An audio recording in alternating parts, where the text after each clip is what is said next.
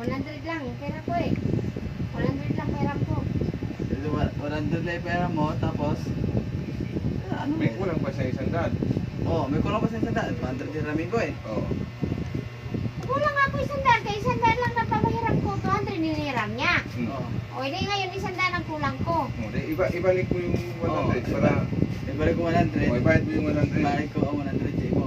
O di wala ka na, wala ka utang, wala din ko utang sa mo. Meron ka pang kulang 100, di ba? Kahit 100 lang binigay mo 200. 200 binigay. Ibalik mo yung 100. Kaya ibalik ko ulit sa kanya to ang 100. Quits na. Quits na ta. Quits na. Wala nang Paano naging quits yun? Pag-unggong pa ulo. Oh, bakit? quits na. Paano naging quits yun? Wala mo siya binayad sa akin. Oh. Kasi nahiram mo Oh, sa 200. 200 tapos 100 na binigay mo. Oh, 100 na 200 na kayo una, 100, tapos ngayon 200 na. Oh. O tapos wala ka bayad sa akin, quits na. Kalpuhan, buwan, ano ba na? Quits na yun. Oh. Paano naging quits nga? Kaya wala pa man siya binabayad, pira ko man yun. Binalik niya sa akin.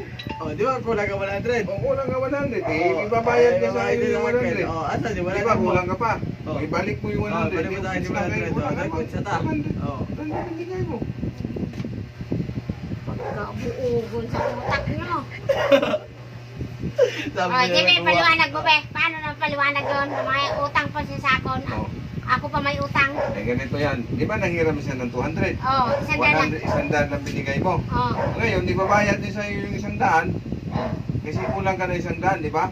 O di, wala na siyang ano, di, kulang ka pa 100 eh. Di bigay, balik mo sa kanya 100, quits na. Quits na kita. Wala na siyang utang na sa kanya 100.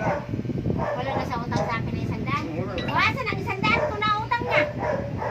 Kaya wala man siya binalik sa akin. Binalik ko ulit sa kanya. Oh, di ba may kulang sa aking 100? Oh. Ulo, ito.